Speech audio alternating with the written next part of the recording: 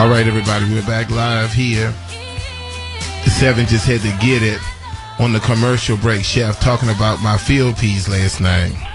So next week when she comes, she'll be eating McDonald's. Okay. So let's go back to the question before the break. Give me 3 essential points to eating healthy and to losing weight. Talk to me. Sure. So 3 things that I like to always tell people. One of the most important things is I try to influence people to think outside of the box when it comes to food. To me, that is one of the most important things when thinking about eating healthy and enjoying healthy food. So what do I mean by thinking outside of the box? Just really being innovative and creative when it comes to food. Using things like honey and cinnamon to flavor carrots and roasting them.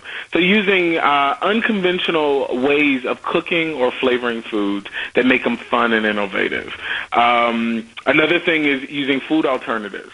So that's a really big thing because a lot of people are lactose intolerant or really can't eat nuts and seeds and things like that. So then being cognizant that they can substitute heavy cream with coconut milk or cream cheese to kind of thicken sauces with no-fat cream cheese, and using purees like carrot puree to also thicken soups and sauces. So, again, a really great tip. Making your food look sexy. I think that's one of the important things because we eat with our eyes first, right? That's right. So we always want to make our food look pleasing. And if you do that, if you just spend some time with just kind of getting things situated on your plate, and that also feeds into portion control as well, which is another really big component to making sure that we stay healthy and eating well. So. Okay, very good. Another question now. What great snacks that you can think of that will not put on the pounds? Great snack that won't put on the pounds. Yes. I'll tell you this. One thing that I just truly, truly enjoy, and one thing that I'm also working on right now, working with dried fruits, nuts, and seeds. And I recognize that a lot of people, or some people, are coming up with the allergies where they can't eat nuts. But seeds are a great alternative for that as well. And these are things that you can eat during the day that provide energy, that can also satisfy a sweet tooth. And the cool thing about these things are also you can incorporate them into cooking. So I'll give you this one tip. One thing that I like to do with fish, and, my mom loves catfish, so I'll do this for her. Instead of frying it, I'll encrust the catfish with pecans, a little Parmesan cheese, some parsley, and some garlic, and put some Cajun seasoning on it, put it under the broiler. And it is the most flavorful thing. Squirt a little lemon on top of it. Oh, my God. Your eyes roll in the back of your head. You don't know what hit you. How about that? Okay, now when are you coming to the nation's capital, Chef Judson Allen? Anytime you want me to come. Always about him, I swear. Well, this is the C. Allen Morning Show, 7 Brown. Oh, I'm sorry, featuring Bennett and Brown. I'm sorry. My God, because I love catfish and the way that sounded. Jeez, and I know Kelvin Cooper, my best friend, is listening now, and I know he's falling out of his chair at work because that sounded so good. See, we love to eat. Jesus help me, we love to eat. Yes, it is the best. And the cool thing about that is, we can kind of go away from deep frying. And then you incorporate all those different flavors into that one piece of fish. Man, it's the best thing. Do you have tools, Chef, like instructions? Because I can just see somebody now, trying to change the way they eat and the way they cook, not knowing where to start. So where would I get that kind of information? Like, where do I start? Sure. One place to start.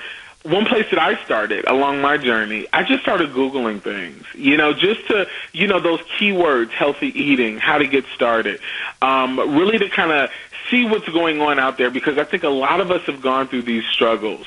So just to get more information about, things that you can do that kind of fit within a personal perspective. So, Googling is one way. Also learning about different foods. Sometimes we don't eat better because we just don't know a lot about True. food. True. So, to me, it is one of the most interesting things, and I made a career out of it. But just, again, doing a Google search on what are herbs or different types of fresh herbs or what are spices or food alternatives, Gotcha. Okay, this is my final question, Chef. What are some quick meals opposed to going to the drive-thru? A lot of my listeners, along with myself, when you work 10, 12 hours a day, the quickest thing, the easiest thing sometimes, when you get off, like me personally, I live directly around the corner from the McDonald's. Mm-hmm. So it's almost like after you work 12 hours, haven't had anything to eat, it's almost time to go to bed. You got to get something quick. You're hungry. Talk to me about what are some quick meals that our listeners can make opposed to going to the drive-thru. Yes, well, that's a good question, and I'm gonna tell you this: I live right in front of a Popeye, so it's just me every day. That's my weakness. You wake up to the smell of fried chicken. That ain't never good. But, okay, so you and Seven are close friends, because that's what she said yesterday. As soon as I picked her up, she said, "Well, now if you didn't cook, let's go to Popeye." Let's go to Popeye. Well, let me give you a couple of really simple, quick recipes for your listeners. I'll kind of split it up into vegetables and things like that. One thing that I like to do, I love carrots. One thing that I like to do with carrots, which is super simple, I'll take some carrots, I'll add a little honey, a little vanilla, maybe a little sea salt, throw it into the broiler, let them broil, let them caramelize and sweeten naturally. Great, easy, super simple. You can also add orange zest to it or orange juice to it just to kind of heighten up the flavor. Let's go to fish. One thing I love doing and I love teaching people is the method of stuffing foods. And I know it kind of sounds crazy, but the cool thing about it is you pack so many flavors into one item, and it really kind of satisfies the hunger. Salmon. I love taking salmon. I'll cut a slit in the middle of that piece of salmon, and I'll stuff it with fresh lemon and spinach, maybe some herbed goat cheese. And know that cheese goes a long way, so a little herbed goat cheese and maybe some shiitake mushrooms. Add like a marinade to that or some Cajun spice, a little olive oil, throw it under the boiler. It is literally ready in 10 minutes. Simple, easy, and it's something that can kind of be translated throughout the family. For kids, I love working with spaghetti squash. And, a lot of kids are like, spaghetti squash. A lot of times they don't even know what it is. But, I use that to replace pasta. And you can use cream sauces using coconut milk and, sun-dried tomatoes and mushrooms and things like that to enhance the flavors. So all of these things are really simple. They're very easy, time effective, when you're coming in the house. A method that I always like to share with people also is vacuum packaging foods. That is one thing that I always love to teach because, see, families can cook on the weekend, vacuum package their foods, lock in the flavors, throw them in the freezer. All they have to do is take them out of the freezer, put them in the refrigerator, for the day of use, and it's simple. Wow. Very simple. Very so good. My last question is this. Do you think that dehydration affects hunger? Do you think a lot of people that are overeating are really thirsty? That's a really good question. And I would say that I do believe that dehydration does affect hunger. One thing that I always remembered growing up and also studying is, one thing my mother used to tell me is drink some water and go to bed. And, when I was a kid, and I'm like, no, but I'm hungry. I want some, real food, But later in life, I realized that once you kind of add that water into your system, it does kind of pacify some of that hunger.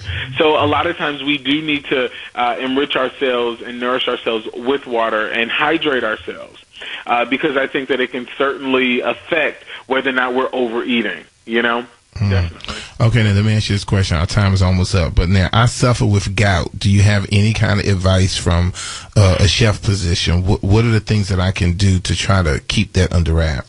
Sure. Again, diet is super important when it comes to gout, and I've got some information here on that. I think there's certain foods that you want to deal with in relation to that.